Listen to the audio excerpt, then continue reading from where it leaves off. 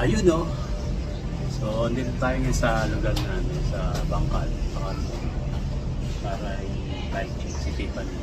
So si Tiffany nga pala yung ating bike na ginagamit sa mga long ride natin. Isa-isa natin yung mga piyasang nakakabit sa kanya at ma-check natin kung ano yung mga dapat pang i-upgrade para sa kanya. So ito yung ating bike. Simulan natin yung bike check sa kanya. Simulan natin sa frame set.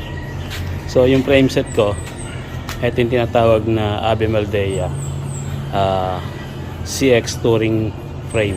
So ano siya, steel siya, chromoly, and then meron siyang size na 53 size. So actually siya ay gawa ng isang Filipino frame builder. So nagtataka kayo bakit ito yung pinili ko. So ang isa sa mga dahilan, maganda yung handicraft na ginawa para sa kanya. So makikita niyo naman sa kanyang weld, para siyang carbon. So siya ay isang chromoly. So eto yung mga kakaiba sa kanya. Pinagawa ko to Cainta, taga Cainta siya. So makikita niyo naman yung badge niya. Yan. Tayo natin. Yan. Avemaldea. So meron siyang pinagawa ko siya ay size 53, and then meron siyang mga special na pinalagay ako.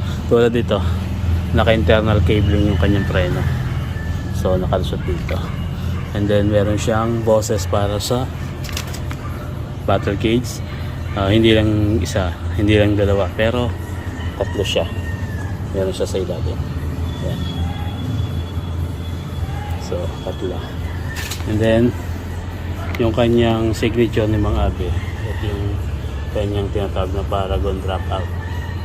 So nga pala, ibibigay ko na lang sa description yung link nung video ni Mang Abe. So aside from frame, meron din tayong tinatawag na fork. Itong fork na to is Avemaldea din. So siya ay meron siyang mount para sa disc brake.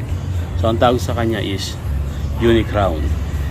Straight ang kanyang fork. So yun, medyo aggressive yung kanyang fork.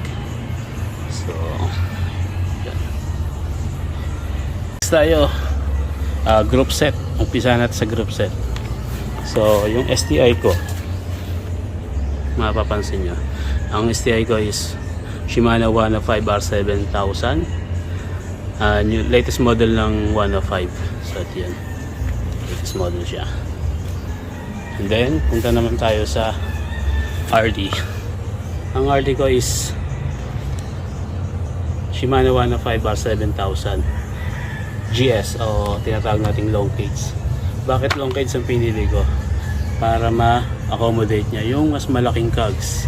Medyo mahina tayo kaya naglaki ako ng cogs huli. Next po natin ay yung tinatawag na FD. Yung FD ko is Shimano SLX M70252x11 speed downswing. So medyo ingat kayo sa pagbili ng mga FD kasi may mga different types. Meron tayong side, top, and then meron tayong tinatawag na downswing. So ito ay naka-design sa downswing FD. So ang ating crank is Shimano Dios M5100 speed series 2x11. So ito yung ating crank set. Yung ating chain is Raceworks 11 speed silver. Yung ating cogs is ZTTO o Sito 11 speed cassette 1130/60. So medyo 1:1 ang kanyang ratio sa aking crankset. Ang aking crankset ay 2x na 36/26. So yung aking pedal is aerobic one-sided flat and one-sided clit side. So ito yung clit side, ito naman yung flat. So bakit ko pinili yan? Kasi mostly pagpagod na ako mag-clits, magamit ako ng tsinelas, so pwede siyang gamitin pang tsinelas. So yun yung ating group set. Punta naman tayo sa wheel set. So ang wheel set ko, umpisa natin sa ating hubs. Ang hubs ko ay Speedone Soldier. So 6 poles ang kanyang, and then silvering. So may test natin yung ating sound check natin yung ating Speedone Soldier. A few moments later.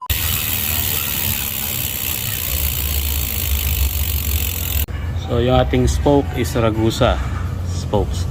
Yung ating rim is Sagmit Evo 3 29er. So pwede naman siyang saksakan ng 700C. And then yung ating gulong ay, tingnan natin. So yung gulong natin is Swalbe Marathon. So ito yung napili kong gulong kasi maganda yung pattern ng kanyang gulong. So fast rolling siya, and then meron siyang mga knob para sa mga mapuputik tsaka madudulas kasada. So yun, napili ko siya dahil pangalawa, maganda design niya, may reflector siya rito. So yun yung ating maganda, may reflector siya rito, and then maganda yung pattern niya, speed rolling siya.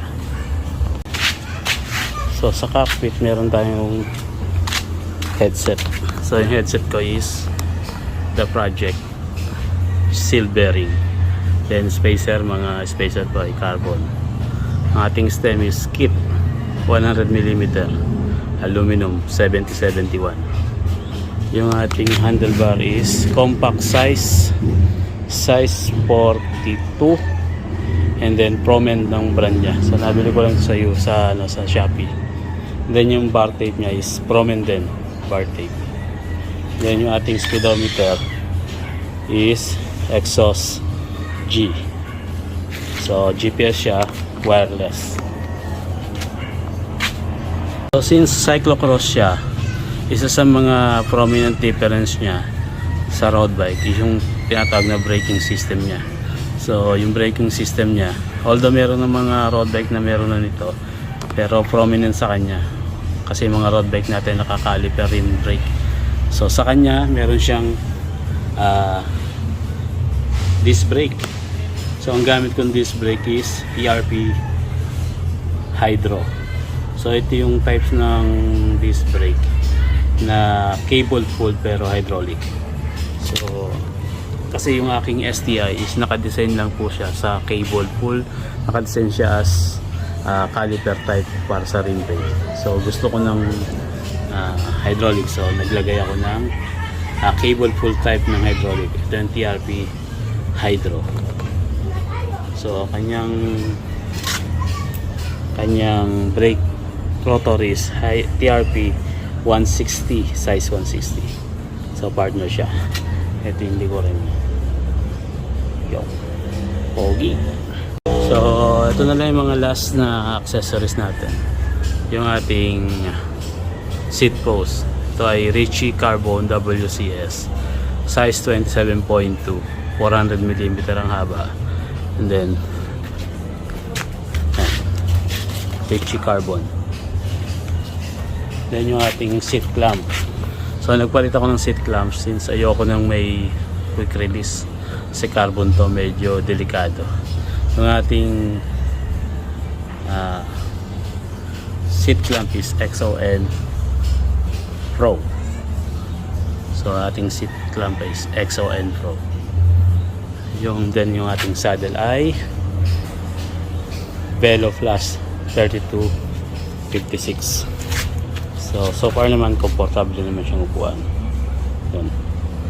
So yun lahat ng ating parts ng bike. And then bala ko kasi mag-upgrade nitong crankset. So iwa 105 ko rin siya. Ang problema ko kasi dito, naka mountain bike crankset siya.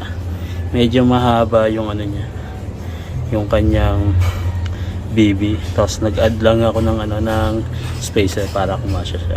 So kasi ito naka-design sa crank para sa road bike. So medyo maliit yung crank BB shell niya. Ito ay 65mm. Samantalang ito for 78 78mm or 75, I don't know, pero 78mm pang mountain bike. So meron lang kaming konting issue rito. So yun, mapapansin nyo, malaki yung gap dito. So supposed to be maliit lang yung gap dapat dito. So bakit lumaki yung gap dito? Kasi yung extra spacer, dalawang spacer na palagay dito. So pag pumapadyak ako, medyo nakabuka yung paa ko, kaya nababawasan yung efficiency ng padyak ko. So bala ko magpalit ng crank ng road bike. So or magpalit ako ng crank ng pang gravel bike, yung GRX na model. So yun, naka-design siya para sa road bike BB shell. So yun lang po. Maraming salamat at sana magustuhan nyo si Tiffany, yung aking bike.